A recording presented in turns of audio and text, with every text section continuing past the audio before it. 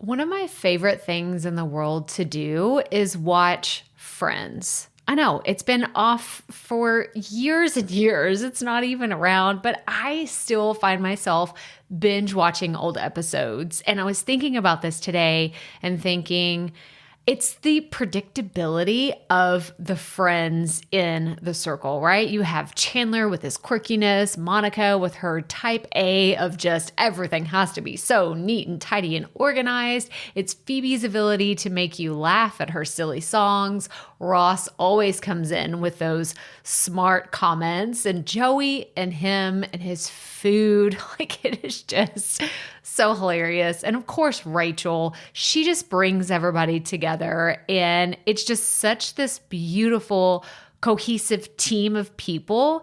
And it's why I wanted to come on and share with you today that I have an opportunity for you to find your friends in the content creation space. So if you are thinking about creating your first or your next digital course, I don't want you to miss this opportunity because Amy Porterfield just opened the doors for registration for her Course Confident Bootcamp. And I'm actually offering a special bonus for anyone that registers for the Course Confident Bootcamp through my special link. So I want you to go to crystalprofit.com/Amy-bootcamp to register.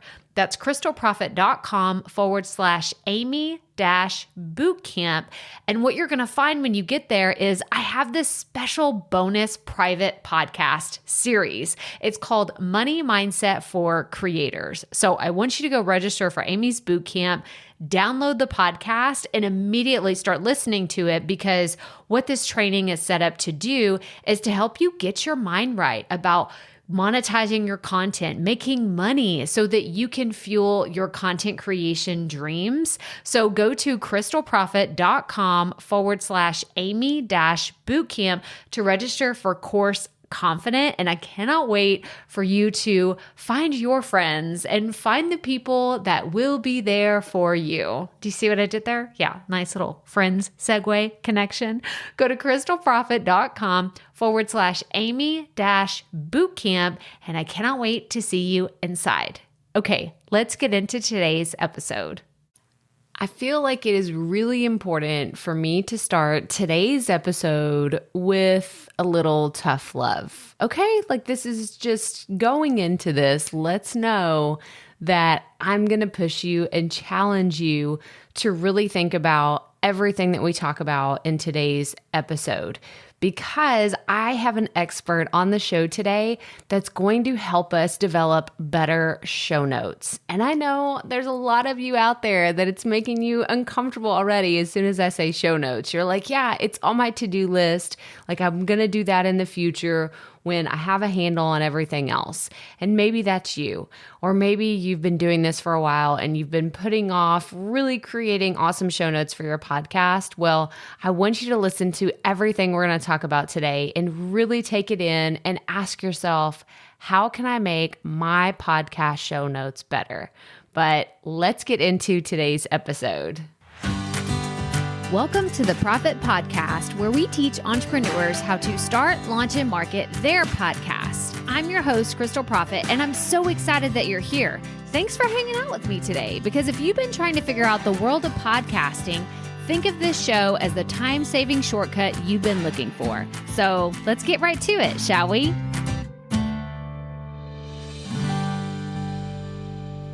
Okay, so today's guest, y'all, I just have to tell you, I had so much fun talking to Chelsea about blogging and podcast monetization, using your show notes, and just so many things that were really aha moments for me. And I cannot wait to get into all the things that we discussed, because if SEO and creating show notes and blogging, all those things have been a real mystery to you, then you will find so much value in today's conversation. So Chelsea Clarke is a content monetization strategist, an investor, a business broker, and the founder of an entrepreneurship blog, podcast, and school her paper route. Her specialties are monetization, growth hacking, and website investing. Yeah, we're going to get into that. I actually ask a few questions about website investing and what it's like to almost buy a website and flip it because it sounds so interesting. She's grown her company to earn over $500,000 a year and loves to share business strategies to help others become financially fit. So I cannot wait to dive into this conversation with Chelsea. So here it is. All right, Profit Podcast listeners, I'm so excited to have Chelsea here on the show today. So welcome to the show, Chelsea. Thank you so much, Crystal, for having me. This is such an honor to get to be on your show. So thank you.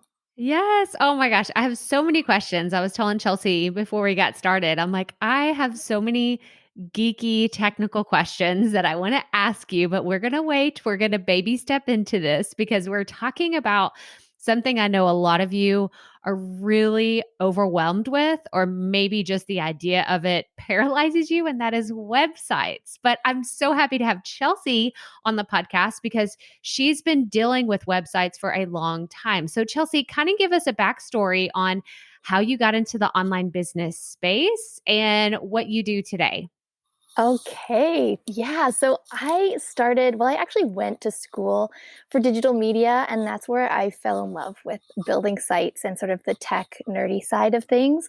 But I always had a passion for anything that was creative. So anything that allowed me to make something or write something that really kind of took me down a creative path. And so building websites was something that I was able to use to connect those two things, the geeky tech stuff and the creative stuff. And I just sort of fell into blogging as a hobby to begin. And my digital marketing business grew from there. And I started working with clients. I was building their sites, and I was also growing their social media content and growing their business through content marketing. So that's like, writing and creating cool graphics and just sort of getting people's brands out there online. But really, it was blogging and specifically blog monetization that really lit me up. So I started building sites. I would monetize them with affiliate marketing or create digital products or even ad revenue if I was getting a lot of traffic to a certain site. And then I would sell it. So I'd actually just sell the blog, and I was able to grow them quickly, build them, sell them over and over again. And then that developed into the business where I'm at right now, where I do that full time. And I also help people buy and sell online businesses and websites. And, having a website for your podcast is so important because we all use all of these great tools. And, for syndication, we have our shows all over the place, but we really need a home for our episodes, a home for our website and our brand. So creating your own website is not that hard. I know, like, if you're just getting started, it can feel really overwhelming, but there's so many great tools nowadays that just make it so easy. So that's how I got my start, and that's why I'm always so excited to encourage people to build their own sites or, work with someone that can help them get the site that they need, because it's the only place where you really own your content is your own website. We don't own our social media accounts. We certainly don't own our iTunes, Apple Podcasts account. So you do need your own site. I love this. I love this. And what a fantastic place to start because, okay, this is just me being, I warned y'all ahead of time. I'm so geeky when it comes to doing things because I've been doing websites. I think I started my first one in 2017. So I haven't been doing it as long as you have, but I'm curious, what's been the biggest game changer that has come on the market from when you first started dealing with websites to today, where you're like, you kids don't even know how easy you have it these days? Oh, yes. Oh, my goodness. Well, when I started building websites, it was on like Dreamweaver, where you really had to build every little bit of code offline and then bring it, like upload it online and sort of see if it looks okay online and then go back offline and tweak things. And it was so time consuming and miserable. And nowadays it's like there's WordPress or there's site builders, there's things that you can just go in with a couple of clicks. You can drag pictures around. You don't have to do any coding or anything that may be a block getting in your way of starting. You can really just jump in, decide, I'm going to create a website, and then that day you can be up and running with your website. It's that easy nowadays. Yeah. Oh my gosh. Yeah. I've heard of Dreamweaver. I've never done anything in there. Oh, cool. I actually, it's funny because I don't know how many people in my audience know this about me, but whenever I first went to college, I was a computer information systems major for about a semester. Oh, wow. And then, so I took Visual Basic, and then I realized just being in that class, I was like, I'm way out of my league. I felt like everybody in the class already knew so many more advanced things than I did. And so I switched to marketing. And I'm like, you know what? I don't regret my decisions because I've learned so much. But I'd love to hear the backstory of, I mean, like, the ins and outs of website building, and you've been doing this for a long time. So I want to ask you, what is it actually like to create and sell websites? Like, I feel like this is like a black market world that I don't even know about. Like, how does that actually work? Well, think about it. So the sites that you've built for yourself, it's really no different. You've used your marketing experience to grow the traffic and the audience and your email list and all of those things that you've done. That is creating, that is making your website more valuable with every asset that you're adding to it, or you're growing your Instagram account. That's another asset. These are all things that if you decided down the road you might want to sell it, these are things that buyers will be looking for. And it's really no different when you're starting a site with the intention to sell it right away. You're thinking about the same things. You want to create some sort of really cool digital product as a lead magnet to get people to grow your list. You want to create a digital product to sell, or a different way that you have your podcast monetized. It could even be that you're creating a podcast for the purpose of selling it. I've seen that happen too. You can really do so much with it. And when you want to sell it, you're thinking about, okay, buyers are going to be looking at how much it's earning. So you're definitely going to want to track your profit and loss from the get-go if you can, or start doing it now. And so that way you can really see what money is coming in and where you're spending it, just so that when buyers are looking at it, potential buyers, they get a good understanding of what the costs are of running your business and how they may be able to continue the income that's coming in or grow it, make it bigger. And you'll also want to focus on your traffic, of course. It's like I say, it's no different than things that you would be thinking about when you're growing your own website. It's the same things that buyers want to see too. So you'll want to have blog posts that are written with great SEO in mind, really high value content. And if it's a podcast website, you'll probably want to have your show notes, which I know we'll dig into a little deeper, but having some sort of text and image-based resources in addition to your audio podcast, you're just putting together a really great package for a buyer to take on, and then they can run with it however they want to. That's so interesting. Yeah. Thank you so much for breaking that down, because it makes sense. It's just like, not buying, but creating any other type of business that you eventually want to sell, if it's a startup and you're looking to be acquired or anything like that. So that's so interesting. And I guess because I don't come from, well, hang on, let me back up. I tried blogging. Before I started, like, I really got into podcasting. I was not a great blogger because it feels like death by 1,000 paper cuts anytime I have to sit down and write something. I'm much better at speaking about it, grabbing that transcript, and then I can work with the actual text that way. But oh my gosh, blogging, it was so overwhelming for me. So I actually want to go back to what you were saying about SEO, because I know that this is a big mystery to a lot of my listeners. And it was a huge mystery for me as well when I got started. I think my problem was I was just stubborn. I was like, oh no, I can come up with great titles. I don't need some machine or some algorithm telling me what I need to do. I'm just going to do my own thing. And guess what happens? Nothing. Yeah. Nothing really happens. So can you give us some tips as podcasters is how we can use SEO to maybe title our episodes better, or some of the tools that we can use to kind of even get us started with understanding SEO? Definitely. So as a podcaster, SEO is like your best friend because you want your episodes to be heard. You want people to discover your show. And there's so many shows out there. It's like a big sea of podcasts. And, it's hard enough to rank in podcast ranking on Apple or, Google Play, Google Podcasts, I think it's called now. But if you write your blog post, and I'm saying blog post, but really it would be like show notes for your podcast, you want to include really great keywords that are just going to help people find your show. And doing your keyword research is how you figure that out. So you can go and use free tools like the Google Keyword Tool. It's found in Google Ads. So you can go in and as if you're setting up an ad, but you don't actually have to start an ad. You just go and you can use the tool and type in the topic that your episode is about. And Google's going to show you a bunch of ideas, keyword ideas of what people are searching. So related to what your episode's about, what people are already searching about, what they want to learn and understand more about that topic. And then not only can you use that to write really great titles for your show, but you can actually use that to write really great descriptions and show notes and then blog posts to promote that episode. So you're just taking what people are already saying and you're using it to your advantage, because by using those keywords, it means that Google will pick that up from the content that you put out, and Google will start showing that to people who are out there looking for what your show is about. And it's just sort of a way to cut ahead and get your show out there. And now, oh, sorry, go ahead, Crystal. No, go ahead.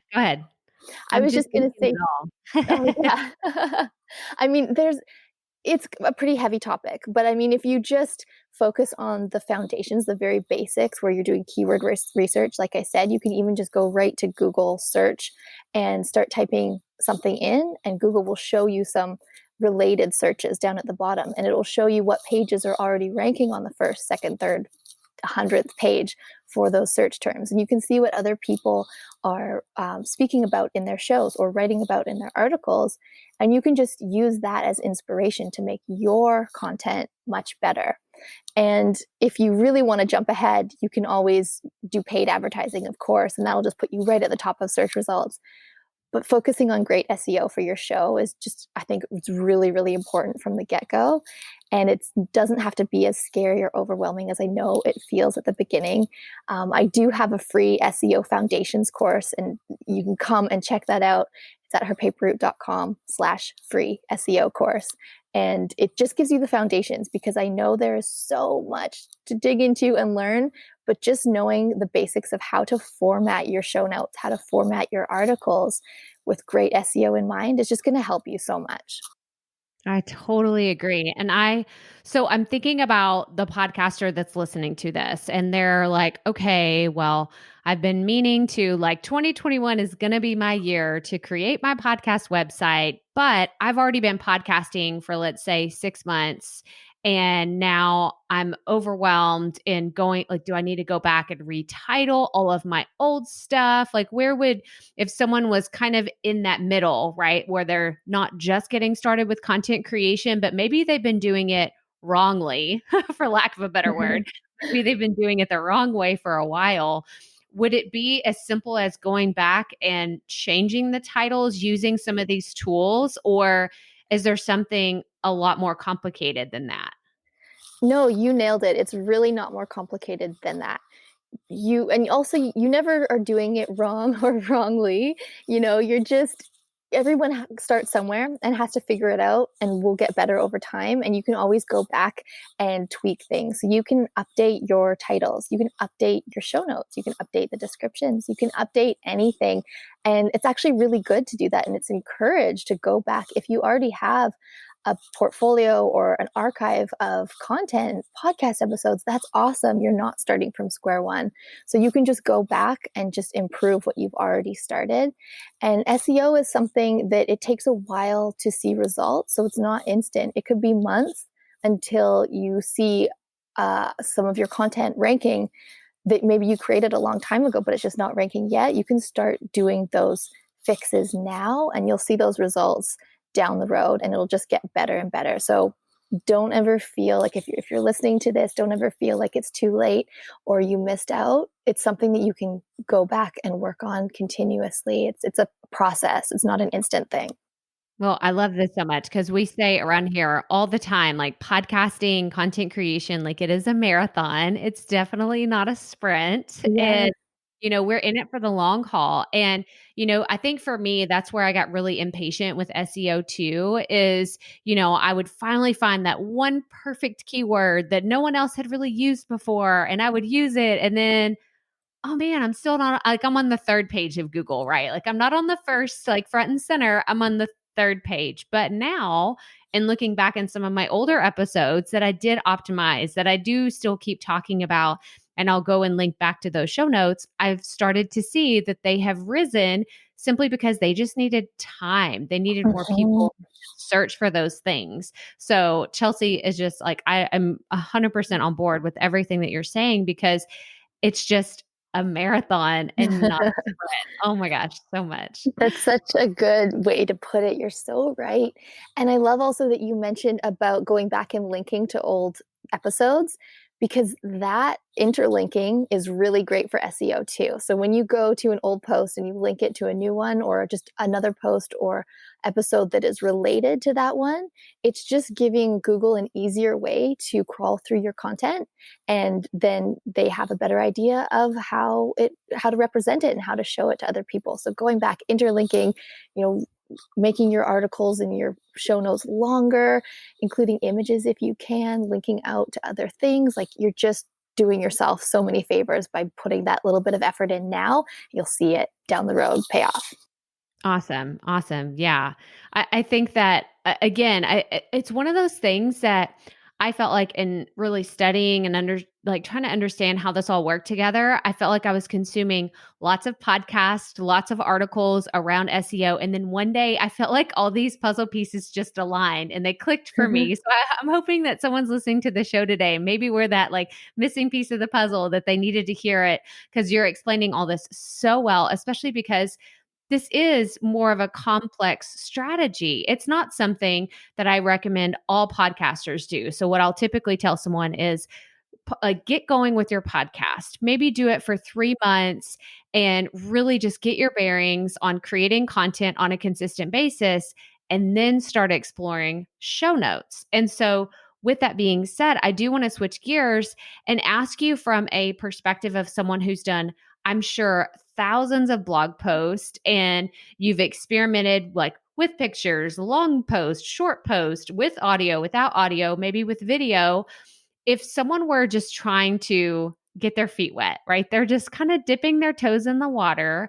What type of format do you think would be the best place to get started? So for me, my posts for my episodes are the bare minimum that will make Yoast, my SEO tool, happy on WordPress. I mean, I'm just trying to get that the green face on Yoast where it's like, okay, you're good, you're optimized. Other than that, like it is bare minimum around here. But I know that some people want to know, well, what does that even look like? So do you have any suggestions for them? Absolutely. And that's great that you're using an SEO plugin like Yoast. I use Rank Math. It's really helpful too. A plugin like that, it will guide you and let you know that you're on the right track. But of course, it's not telling you, okay, you're going to rank, right? There's a lot more that you then have to focus on your content, but it's definitely giving you a great guideline that you're on the right track. So absolutely, if anyone's listening, check out Yoast, check out Rank Math. They're both free WordPress plugins. And you can actually use a transcription tool. Crystal, I'm sure you have one that you recommend. And that way you can just upload the MP3 version of your podcast episode. An online tool will make it all written out for you. You can just go and edit it. And that is what you can use as a base for your blog post that you're going to use to promote the episode. And this can be, you can even just have it right there on the page. Those are your show notes. People can go and read it. Or you can make it something that's a download. But what I like to do is when I'm formatting my blog post for an episode, I'll start with a great image. Google loves an image no text if possible, or just maybe your website address on the image, some sort of watermark. You start there with a great big image, have a big headline. Maybe it's the title of your episode. Either way, you're just going to want to make sure that your headline is optimized with great keywords and it's really answering the question that people would be typing into Google. So if your episode is about how to grow tomatoes, you're going to want to have something like that, how to grow tomatoes, in the title, because that's the main part of the episode. And then in the first paragraph, repeat what you just said in the title. So you're in that first paragraph, that opening headline, that opening paragraph, you're going to repeat what the episode is going to be about. So you let people know right away. And then I also like to have some sort of teaser to make them want to keep reading or keep listening. You will want to tease something that they're going to learn in the episode by listening to it, or maybe down lower in the blog post. You just want to encourage people to hang around. And then what I do is I embed my episode into that blog post. So you could just click and listen to it right there. Or you could also click a link where you could go to iTunes, Google, Spotify, wherever you have it. Have those links there so that people can go and listen on their app of choice.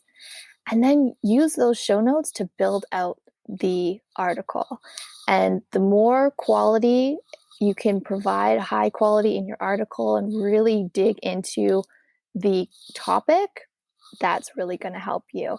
Remember to use your different headers. So you'll have all the keywords in every header. You'll break up your paragraphs. You never want to just put out an article that's just one big, long wall of text. You have to make it easy for people to read.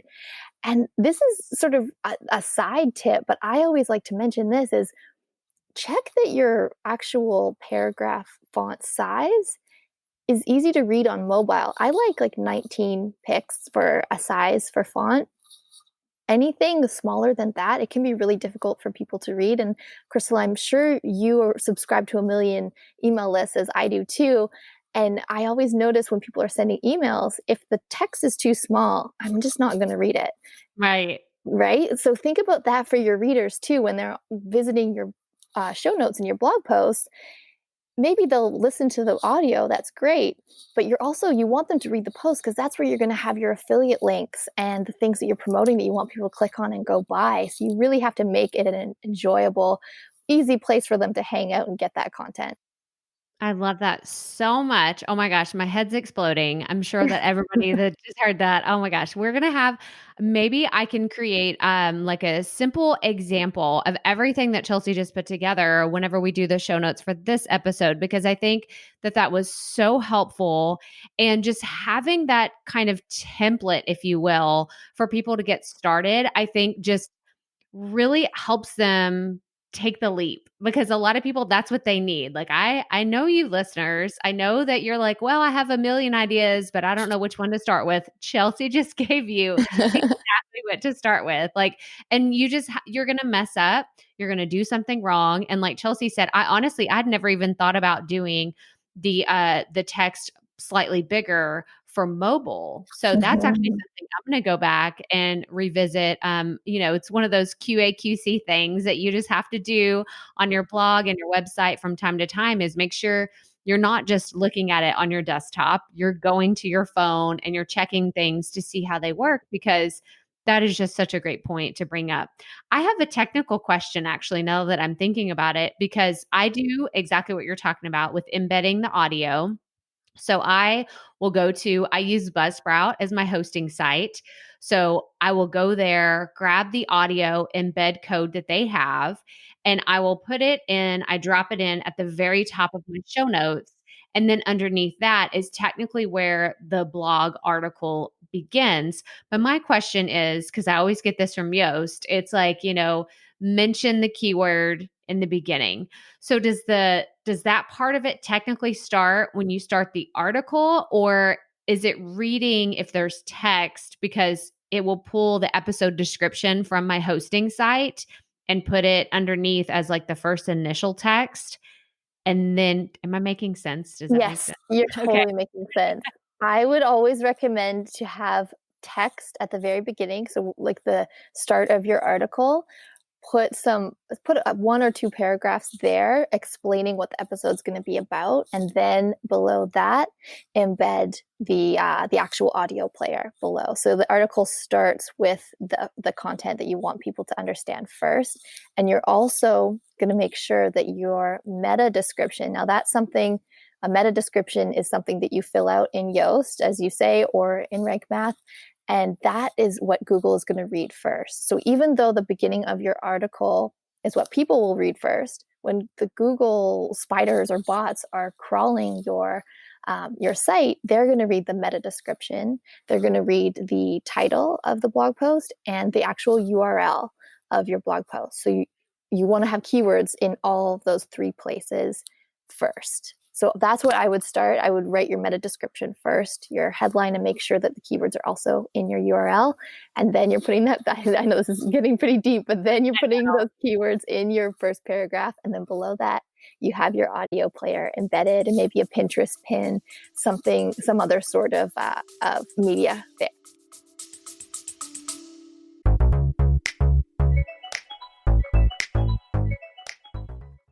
Being a woman in business comes with its own unique set of challenges, but also so many opportunities.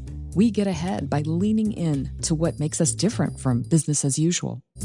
I'm Samantha Hartley, host of Profitable Joyful Consulting, inviting you to a special 6-episode series exploring the experience of being a woman in business. You want to hear from women consultants who've hit $1 million, who sell 6-figure engagements, or who've broken their own revenue ceilings? Yeah, those are my clients, and they'll be sharing too. Join me for 6 must-listen episodes that tackle key challenges for women consultants. Follow Profitable Joyful Consulting on your favorite podcast app.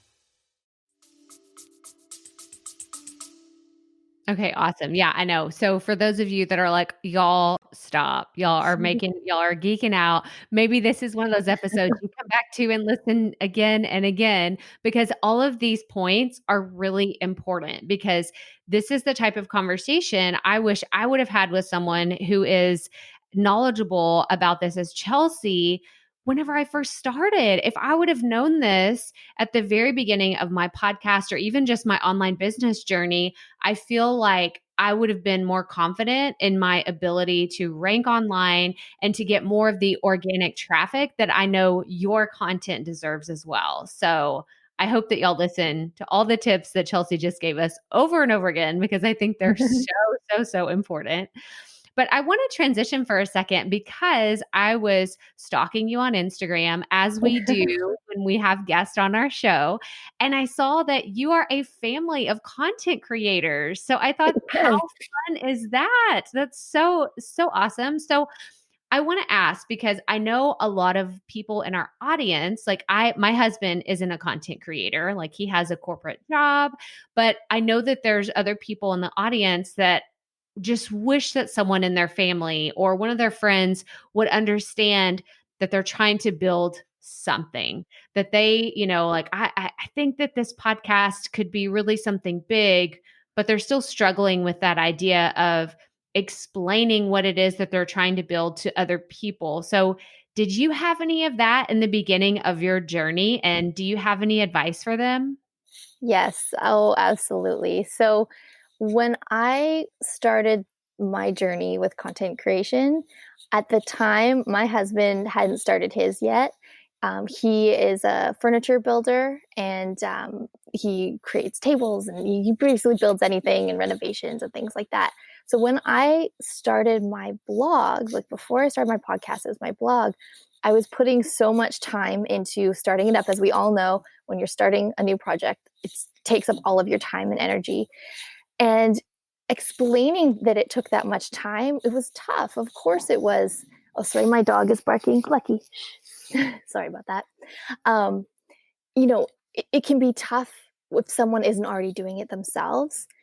And I know that we all want support from our family members. And especially if you're starting a new journey in business, you're going to feel like, oh, why is my best friend not sharing my Facebook post about my new business? Or why is this person not understanding or supporting? And the thing is that we have to remember, they're not your target audience. They're not your target market.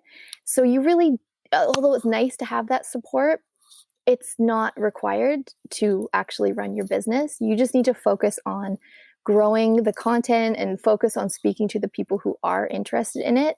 And it's also worth noting that your family probably just, they don't understand it because they don't do it themselves, and they shouldn't have to, and that's okay. So I know we all feel kind of awkward about that in the beginning, and I definitely struggled with that at first as well. But then the interesting thing that happened is one day my husband got it, and he was like, "Oh, this is cool." Like, he saw that I was making money from it, and he saw how happy and lit up I was growing an online business. And he decided one day that he would start a YouTube channel. And so he started a channel sharing renovation tips and furniture building. It's pretty humorous. So he does like funny things with all of his technical DIY sort of videos. And he's been doing it for about a year now. And actually, just yesterday, he hit 10,000 YouTube subscribers. So awesome. it's just, yeah, it's just like so cool what can happen. But it takes time, and you just have to keep on focusing on what you want to do and understand that your loved ones, they love you. And of course, we want their support, but they usually just don't get it. And that's okay.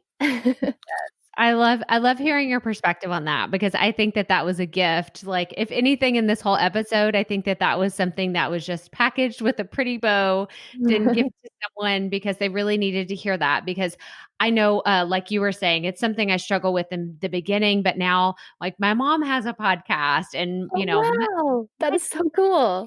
like, my dad, he may never get it. He's like, he'll say, "Well, I watched your podcast and it was a Facebook Live." And I'm like, "Well, you tried." He's trying. He's trying to get it. But, I you know, love that. my husband, like, he's in IT in his corporate job. So he kind of understands, what I'm trying to do, what I'm trying to create. But at the end of the day, you're right. Like, sometimes he'll say, "Well, why is this one project taking so long?" And then I'll explain to him, like, "Well, this tool has to talk to this tool, and we got to make sure all the links are, like, everything's working." And he's like, "Okay, never mind. I'm sorry I asked." But I love hearing your perspective from being a family of creators. That's very, very cool. Thanks. Yeah, we're just starting to work on our son's channel now. He's 4, and we're doing like science experiments and cooking videos and kind of fun stuff. So that's the next project for this year that we're working on. Oh, how fun. How fun. And I love that you already know, because I'm sure, okay, here is like a for real question. Does it feel almost like it's too easy for them? Because you've built empires, right? You've built your online empire, and now it's like, "Oh, well, I already know how to do all these things here. Like, let me just show you how it's done." Like, what has that experience been like? Well, it's definitely, some shortcuts now, which is great. We can sort of use that experience, that sort of trial and error that I went through, to apply to things now, and it makes it a bit quicker. But with online business, and especially with marketing and media and like YouTube channels and things, there's always something new to learn. There's always something new, or a new strategy, or a new tool. So you're never done learning, even if you've been in it forever, like Crystal, like you have, like, that there's always going to be something new to figure out, or a new place that you may want to bring your business to, like Clubhouse. That's what I'm loving right now. I'm listening to it all the time, and it's so much fun. And it's a totally new platform. There's always going to be another thing. And the other thing I want to mention about that is there's always going to be another challenge. And that's something that we just have to look at with excitement, and know that we don't have it all figured out. Even if we're making $1 million a year, next year there's going to be a new challenge that's going to hit us, and we're going to have to figure it out. And that's part of the fun of online entrepreneurship, I would say.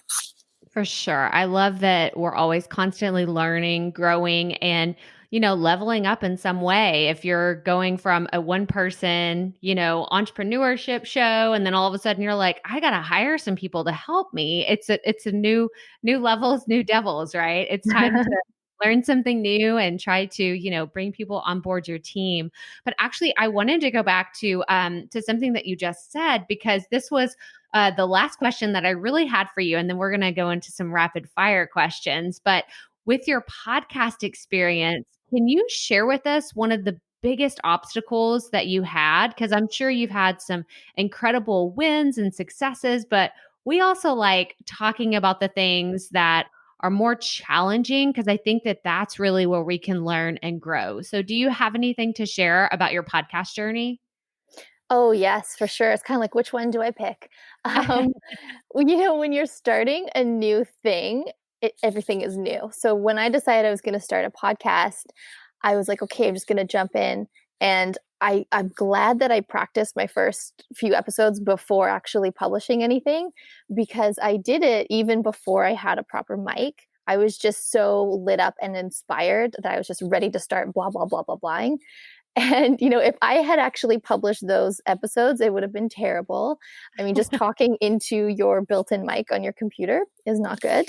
But also, like, when I was starting and I didn't know too much of the tech stuff, I made the mistake of publishing an article on my site and then publishing it again as a page. And I didn't know about duplicate content at the time. So duplicate content is when you have more than one page the same on your one domain, and search engines do not like that. They'll look at that as something bad. They'll cancel it both out and you may have trouble ranking. So when I was getting started and I didn't know about that, I was doing that and I was sort of like shooting myself in the foot. So I would just say that it's okay to make mistakes and you're going to figure it out as you go, but just keep your eye on websites and blogs and authority people who have been in the business for a while that are just going to guide you along the way. Because I mean, I made tons of mistakes and I don't consider them mistakes, because if I hadn't made them, I wouldn't have figured it out and I wouldn't have known to do better. And that's what it's all about. You just become better as you go. Oh my goodness. That's just such a great point. I love that you shared that, because I think that sometimes when my mom started her podcast, it's about gardening, and she was so like, she was telling everybody, she'd go to a dinner party and she'd talk about gardening. She'd go here and she's like, I feel like I'm alienating all of the people in my life, because she was so excited about gardening. And then when she started her podcast, she said, oh, this is what I needed. I needed that. It's almost therapeutic for her, because she was like, I just wanted to tell people about it. And instead of telling people at a dinner party that they were like, what? Is there a garden here? Are you creating a garden? Like, why are you bringing this up? And so now she's like, no, I have my people. I've found them. So Oh, 100%. I love that. That's You're so just getting sweet. I love started. that so much. Well, I want to move into some rapid fire questions. So are you up for that? Oh, yeah, let's do it. Okay, so the first one is, what advice would you give to a brand new podcaster? I would say just jump right in. Go and do it. Don't get stuck in research mode and don't get stuck in overthinking it, because if you sit around and you plan too much and you don't do, it's really going to get more difficult for you to actually get your content out there. And I know this is rapid fire, I'm probably talking too much, but one thing that gets in our way when we're starting a new project is our own little internal voice or imposter syndrome that tells us, oh, we shouldn't do this, or there's already enough people doing this. Why do you think you should be talking about this? You have to ignore that voice and just go and push on and do the thing that you want to do. That's the only way to do it. Oh, that's so good. So good. Okay, the next question I have is two parts. So, who would be the dream podcast you would love to be on? And who would be your dream podcast guest to have on your show? Oh, that is a really great question. Well, I would love to have Jen Sincero on my show. She wrote the You Are a Badass books, and she's just so funny and silly. And I would love to be on the Smart Passive Income podcast. I think that would be a lot of fun to get to chat with Pat Flynn and nerd out about online business and the nerdy tech stuff that we all love. Oh, I love it so much. I love it. Okay, so my last question is, do you consider yourself a perfectionist? No, I'm not. I actually kind of I jump into things, and it's sort of suited me well for blog flipping, like building and selling websites, because I love to just create something, get it out there, and then sell it and move on. I don't like to sit and focus on one thing forever. So running my business, herpaperroute.com, has been great because it allows me to focus on so many different types of projects under the one umbrella. But I think if I was a perfectionist, I would have a lot of trouble getting anything done. And I'd rather get it out and have it be interesting and exciting rather than perfect. Oh, that's so good. Oh my gosh, Chelsea, this has just been like, there's been some surprising things that I'm like, oh my gosh, like this, you blew my mind. So I know that you have blown several people's minds, all of our listeners, but thank you so much for being on the show today. And I know that you wanted to share a little bit about a course that you have that you think would be perfect for our audience. So tell us a little bit about that and where everybody can find you online. Well, again, Crystal, thank you so much for having me. You are just like, you're such a joy to get to talk to you about this stuff. It's so much fun. And yeah, so I have a course called the Blog Monetization course. And this is a pretty big course, but it is self-paced and it has a little bit of everything. So if you're a podcaster and you want to come up with some new ways to monetize your show, even though the course is called the Blog Monetization course, this is going to help you out, and you can use it to monetize your podcast show, your website, your social media. There's a little bit of everything in there. We touch on digital product creation, affiliate marketing, sponsorships, ad revenue, all of these things that you can figure out how to set up and automate so that it's working behind the scenes so that you can just focus on creating content and having your guests and chatting and interviews and doing all the things that you love, but you know that there's certain money generating things working for you in the back end. So that is at herpaper.com/BMC. So blog monetization course, what that stands for. And then, as I had mentioned before, I have that free SEO course. I would love it if you came and check that out too. But you can always find me at herpaper.com or on Instagram at herpaper. And I would love to chat with anyone who's listening. And I'd love to check out everybody's shows too, because I need to load up some new podcasts as well. Awesome. Awesome. And we're going to have all of Chelsea's links in the show notes, so you can definitely go check those out. Thank you so much for being on the show today. This was so much fun. And I have a feeling that we're going to be chatting again very soon because this was just such an incredible interview. So thank you for being on the show today. Thank you so much. So what did you think? Oh my gosh, it was so good. I told y'all it was jam-packed, full of little nuggets about SEO and website creation and blogging and all the things that I get questions about this all the time from you. I know that you're curious about having better show notes, which is exactly why I wanted to talk to Chelsea today. And I'm so glad that she came through with some truth bombs and just so much valuable information about websites and how we can do this better. So make sure you go to the episode show notes. You go to crystalprofit.com/episode 224 to learn more about Chelsea, how you can connect with her, and make sure you go check out her resources. They're all going to be linked there. You can learn more about her, find more about her mini SEO course and the other resources that she has.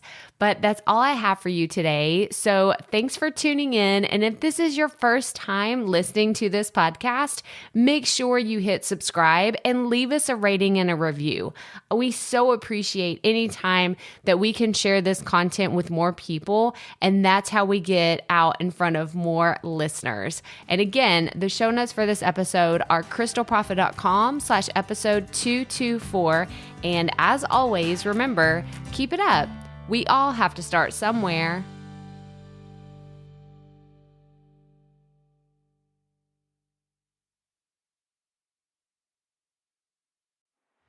Hey, Profit Podcast listeners. Thanks for sticking around to a little bit after the episode to hear this special message because I want to hear from you. We are starting a new segment called Fan Mail Shoutouts, and I want to hear from you, and I want to hear your questions. What do you want to know? What questions have you been dying to ask me? So here's how to make this happen. Go to the app where you're listening to this podcast right now. Go there. I'll wait a second. Okay. Now, once you're there, you're going to see a hyperlink at the top of the episode description that says, "Send Crystal a text message." And that's all I want you to do.